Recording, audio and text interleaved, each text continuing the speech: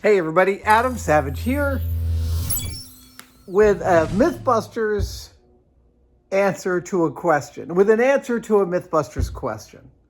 Um, I, it's funny that this is coming up now, because a couple of nights ago I got a text in the middle of the night from Kyle Hill, who came across for the first time a famous quote of mine from Mythbusters, and he found its origin source.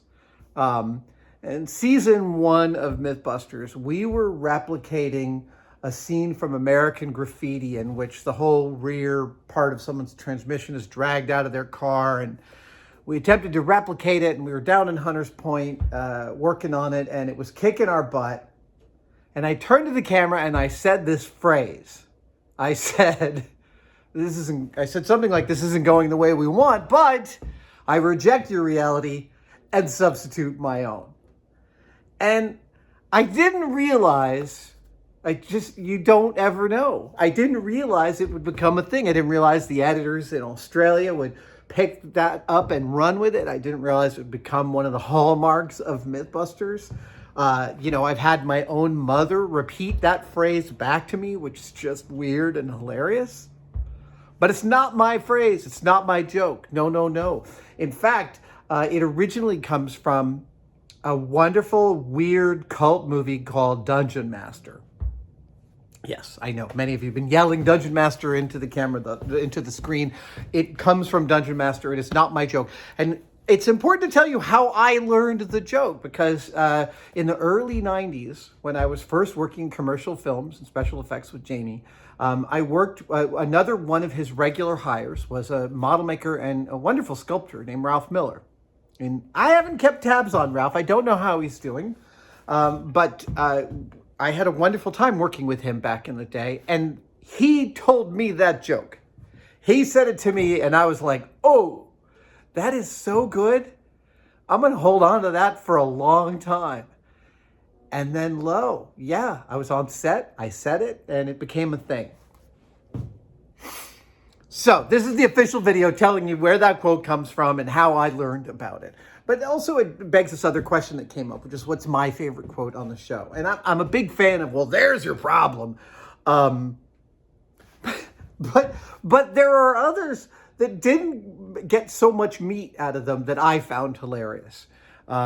Again, in the very first set of pilots we were doing, we were shooting biscuit bullet, which is, can a tin of biscuit dough heat up so much in your car that it could explode? And could its explosion then smack you in the back of the head and lead you to believe in some way that you had been shot?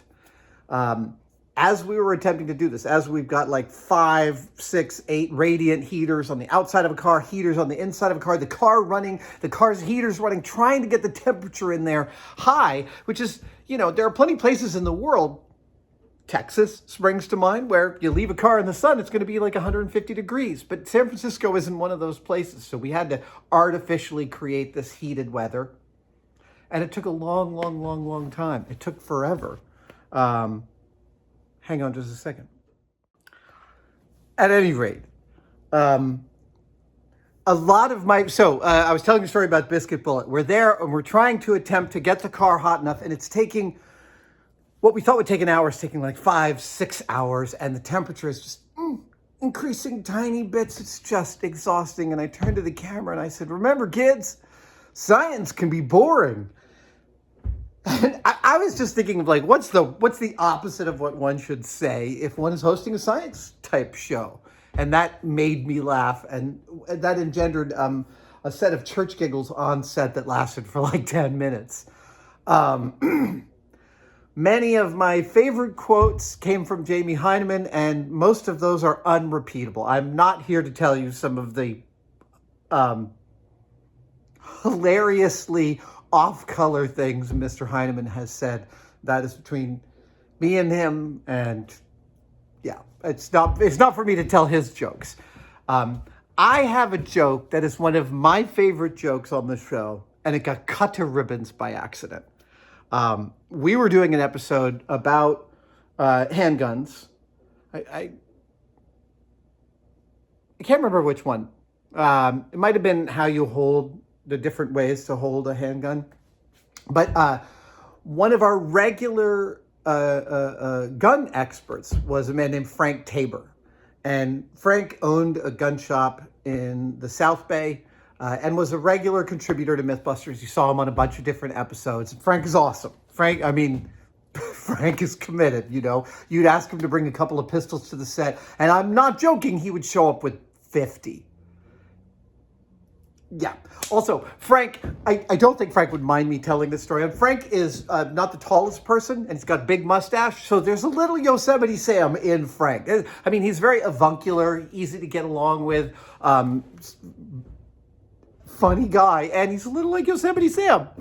I just, like, that's for real. Anyway, we're on this show, we're on this shoot, and Frank has brought this day like 50 pistols.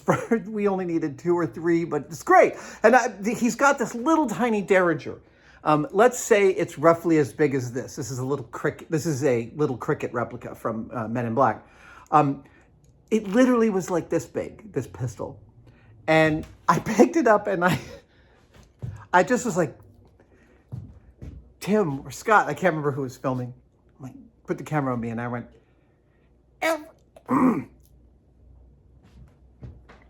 everybody be cool. This is a robbery.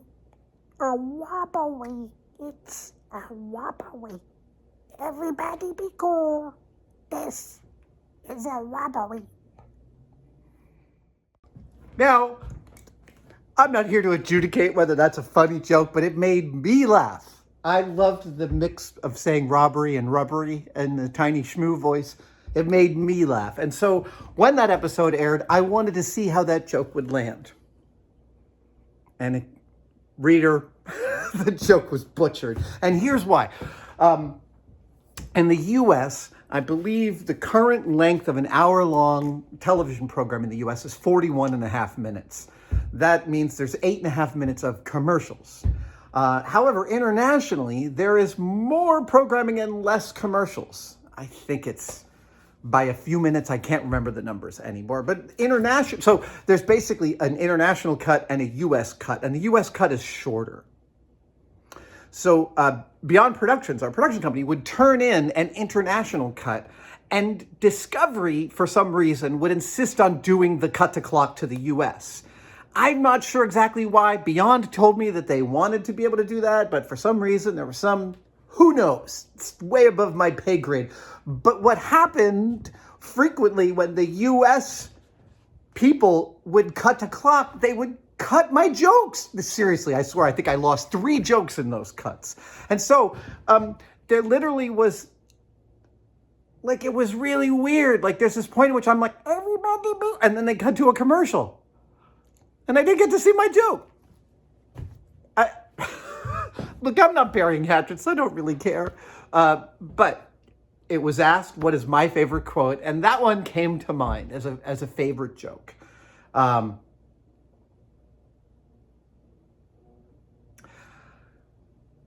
But I think I'm going to have to go even one step higher for my all-time favorite quote from the show.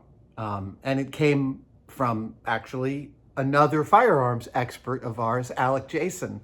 Alec Jason is internationally renowned firearms expert, author of many published papers, I believe. He worked with my friend James Randi way back when Randi busted a faith-healing preacher.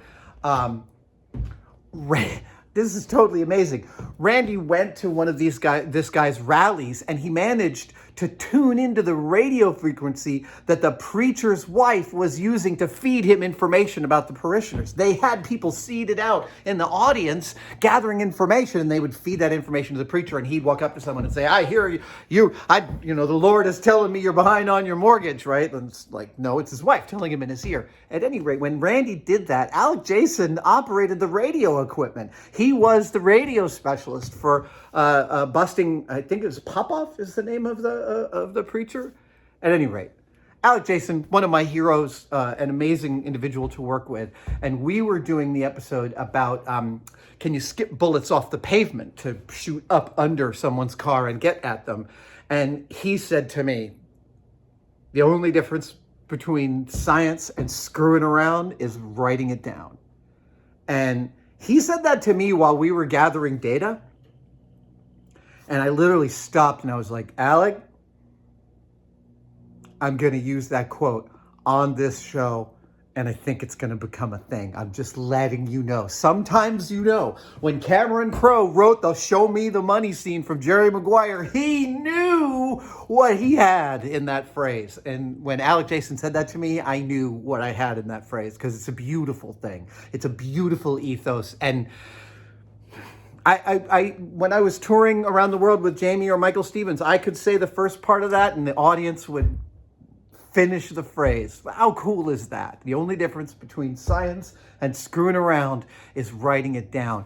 I love that quote because it brings science closer to screwing around. And we think of science as the opposite of screwing around. But if you want to find people who've tested weird crap, talk to a scientist, man. Yeah. The quote secretly has this thing in it that lowers the threshold for entry to science. That's inherently an amazing thing. That's why I love that phrase so much. And if there's anything that typifies my awakening as a scientist and an engineer on Mythbusters, and it's that doing that show taught me that I am both of those things. It's because of that quote. That quote exemplifies all of that to me. Thank you guys so much for watching this very quick and dirty Mythbusters answer. We just saw that it was getting a lot of traction and thought we'd answer it and throw this into the mix. And cheers, you guys. I will see you next time. Stay safe.